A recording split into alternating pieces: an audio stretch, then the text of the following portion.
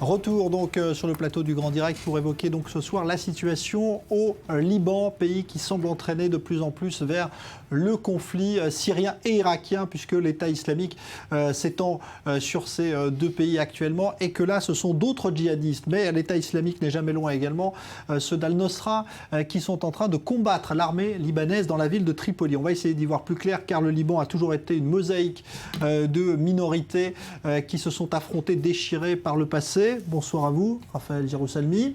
Vous êtes ancien officier dans le renseignement militaire de l'armée israélienne. Et puis, Maurice Ifergan, bonsoir, rédacteur en chef sur i24 News, où vous connaissez particulièrement bien cette région. Et vous aurez donc là aussi un jugement pertinent. Et puis, on a voulu, évidemment, comme chaque jour, donner la parole à nos téléspectateurs, à nos internautes, à propos de cette situation libanaise et du risque de voir justement les djihadistes de l'État islamique venir de près s'intéresser au Liban. Qu'est-ce que cela donne en termes de réponse? On voit ça avec vous, Leslie Rezouk. Bonsoir. Bonsoir Jean-Charles. Après 3 jours de combats violents, l'armée libanaise a repris aujourd'hui le contrôle de Tripoli aux mains de l'État islamique et du front Al-Nosra. Les combats ont fait 16 morts et provoqué la fuite de milliers de personnes. Après la Syrie et l'Irak, le Liban semble donc être la cible privilégiée des djihadistes. Et c'est donc la question que nous avons posée ce soir à nos internautes. Le Liban est-il la prochaine ligne de front de l'État islamique? Alors regardons ensemble tout de suite les résultats de notre sondage. Résultats sans appel, vous le voyez, 84% de oui pour seulement 11% de non. C'est donc le oui qui l'emporte très largement ce soir. Ils sont 84% à estimer que le pays du Cèdre représente un intérêt stratégique pour l'organisation islamiste. Et cette stratégie s'appuie sur certaines caractéristiques propres au Liban, comme nous l'explique Hubert Guilly, comme vous le voyez sur l'écran, qui souligne que le califat joue sur la division existante au Liban entre la communauté chiite et sunnite pour semer le chaos et la violence. Philippe Cochet va encore plus loin. Selon lui, l'implication du Hezbollah dans le conflit syrien, le Liban est de facto impliqué dans le combat contre l'EI. La preuve, de nombreux attentats ont déjà été commis et des soldats libanais ont été décapités par ces extrémistes, explique-t-il. D'un autre côté, comme je vous le disais, ils sont une minorité à estimer que le Liban ne représente pas pour le moment un véritable enjeu pour l'État islamique. Pour Mélodie Fanet, comme vous le voyez sur l'écran, eh bien l'État islamique a déjà fort à faire face aux Kurdes et face à la coalition, que ce soit en Irak ou en Syrie. Ils n'ouvriront donc pas de front au Liban à court terme, selon elle. Enfin, Sophie Hague, comme vous le voyez, eh bien, estime que l'État islamique est de plus en plus déstabilisé et n'aura pas les moyens de mener un combat long et difficile au Liban. La coalition doit continuer ses frappes pour éradiquer cette menace dans toute la région, explique-t-elle.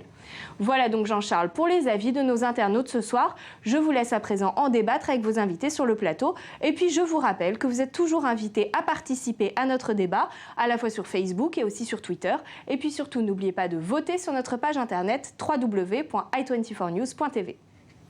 Merci Leslie Rezoug. Alors, d'abord, la situation, Raphaël Jérusalemi, si on regarde aujourd'hui ce qui se passe, est-ce que tout cela, finalement, c'est la faute aux Libanais eux-mêmes, c'est-à-dire d'avoir le Hezbollah qui est engagé dans ce conflit syrien? Est-ce que forcément, ça implique que le Liban soit le théâtre d'opérations de guerre aujourd'hui? Oui, ce qui s'est passé durant les 30-40 dernières années au Liban a été toujours la faute du Liban.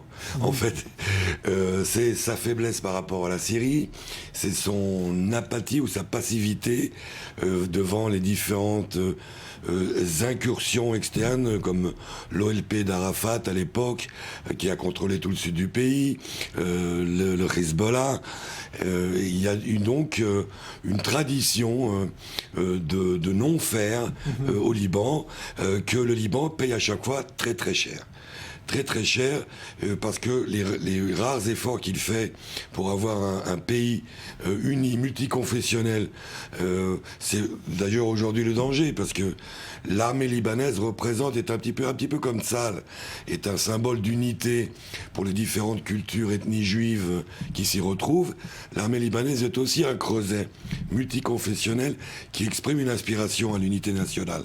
Malheureusement, c'est la seule qui respecte plus ou moins cet engagement, bien qu'aujourd'hui il y ait déjà des défections en faveur d'Al-Nusra. Oui, des soldats qui sont partis rejoindre les combattants. Je voudrais préciser que l'objectif, on parle d'un objectif du califat vers le Liban qui est possible. Je pense que l'objectif auquel le califat rêve véritablement, c'est l'Iran, c'est Téhéran plus que Beyrouth. Mais même aujourd'hui, nous parlons d'Al-Nusra qui est une branche d'Al-Qaïda, un dérivé en tous les cas l'autre groupe djihadiste, qui n'est donc pas Daesh.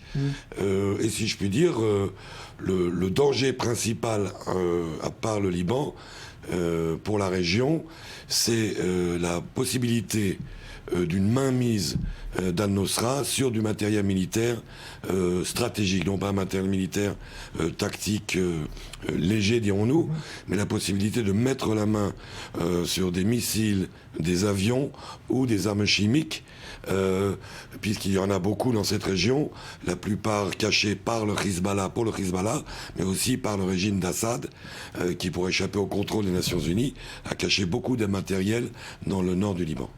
Maurice Fergan, sur cette situation aujourd'hui qui inquiète la communauté internationale. Oui, je rejoins Raphaël. C'est peut-être pas une passivité, c'est une tradition libanaise, vu la mosaïque des communautés qu'il y a dans ce pays, de chercher toujours le compromis sans régler les problèmes sur le fond. C'est-à-dire, on voit ça depuis presque 50 ans.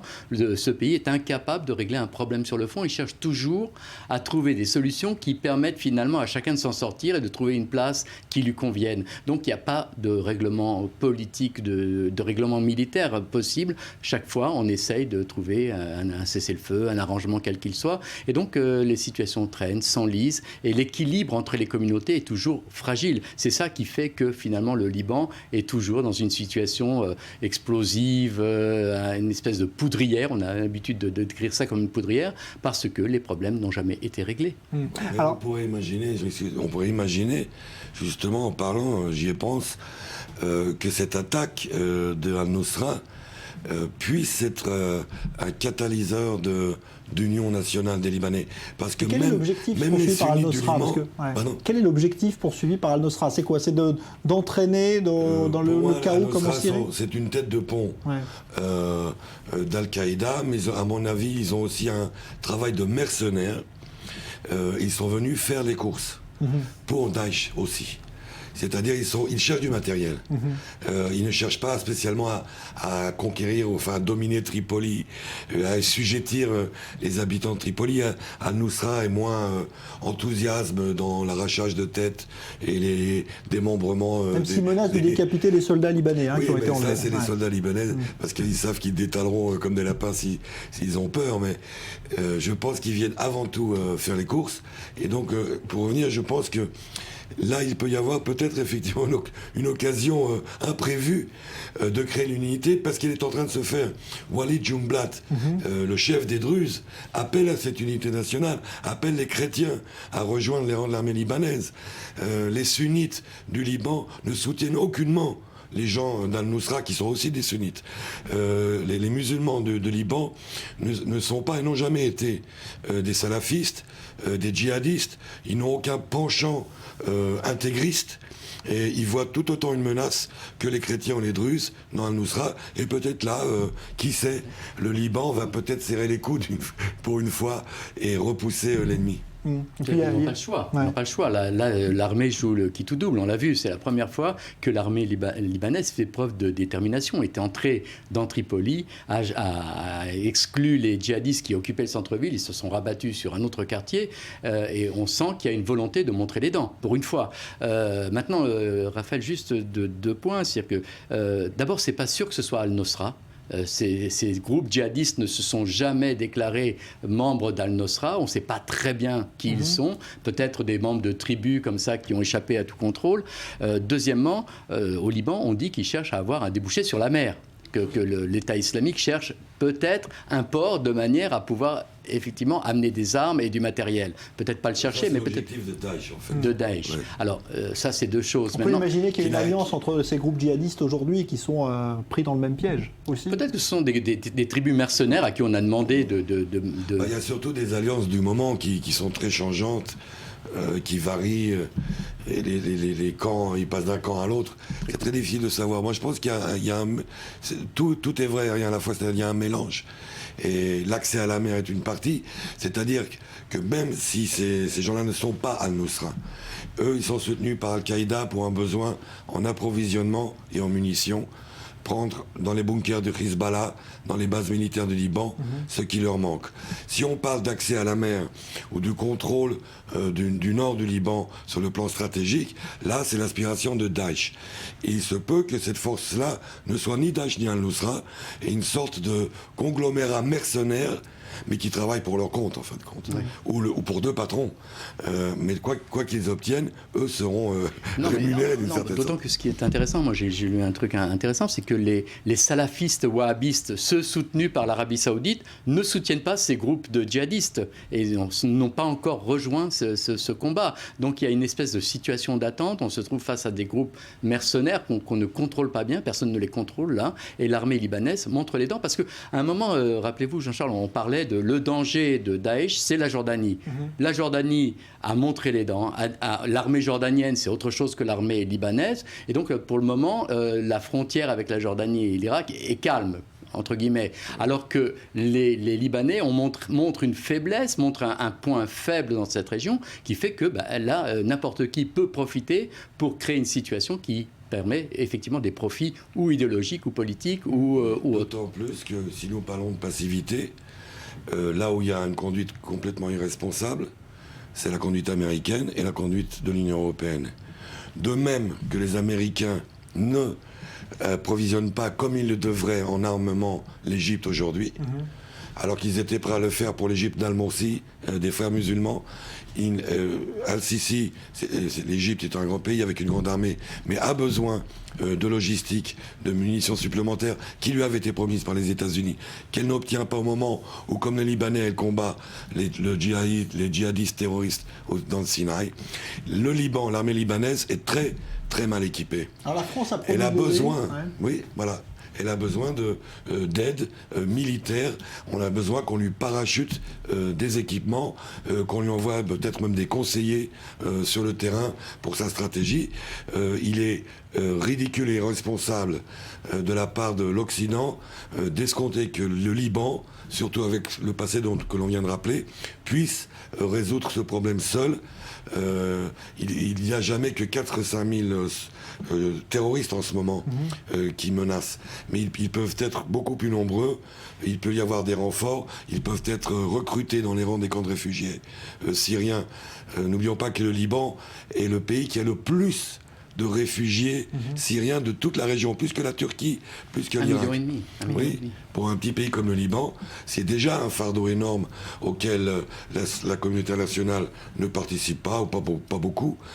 Tout cela, c'est quand même il y a un vrai danger aussi intérieur pour le Liban, on le sait depuis des mois. Il y a un danger de déstabilisation totale du gouvernement libanais et de la société libanaise. Alors, il y a aussi une question qu'on peut se poser, comme on peut dire que fait la police. Là, au Liban, on dit que fait le Hezbollah, qui a normalement une armée parallèle, on va dire, plus puissante. Je crois que c'est la seule force vraiment organisée au Liban. Et effectivement, on peut se poser la question, comment se fait-il que le Hezbollah chiite n'intervienne pas contre ces groupes djihadistes sunnites, alors que c'est leur ennemi? Je vous rappelle que le Hezbollah soutient le régime de Bachar al-Assad, a envoyé des unités combattre contre les sunnites de Daesh. Alors, pourquoi le Hezbollah n'intervient pas encore? Alors il y a un problème politique. Je veux dire que le Hezbollah est excessivement critiqué au sein du monde politique libanais pour avoir importé le conflit syrien au Liban. Donc pour le moment, il a intérêt à se tenir à carreau et montrer que finalement il est responsable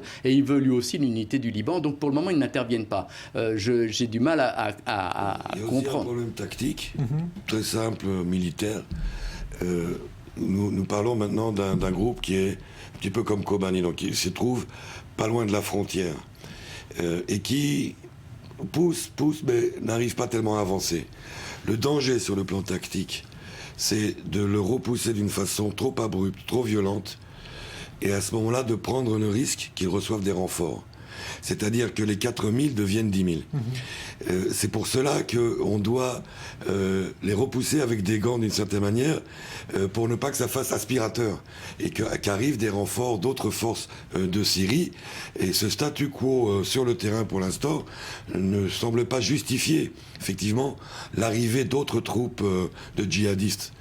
Et je pense que le Hezbollah se méfie beaucoup de ça, parce que sinon ça serait une escalade qui ne serait pas nécessairement à son avantage. Ouais, donc pour l'instant, effectivement, situation qui semble se stabiliser un petit peu avec donc l'armée libanaise qui semble avoir repris le dessus, mais tout cela reste extrêmement précaire. Et puis donc demain, je vous le disais tout à l'heure dans le journal, réunion du groupe international de soutien au Liban, ça se passera en Allemagne. Plusieurs pays, dont la France, vont y participer. Il sera sans doute question d'envisager une aide logistique, sans doute pas des forces, mais en tout cas du matériel qui a été promis par la France notamment pour aider l'armée libanaise. Merci Raphaël Jérusalemi, merci d'être venu dans ce studio. Merci Maurice Yfergan. Dans un instant, l'invité du Grand Direct, ce sera la vice-présidente de la Ligue belge contre l'antisémitisme, car la situation de la communauté juive de Belgique s'est détériorée, dégradée très fortement ces derniers mois, et notamment depuis ce terrible attentat contre le musée juif de Bruxelles. On en parle avec elle dans un instant. Odile Margot sera notre invitée. A tout de suite.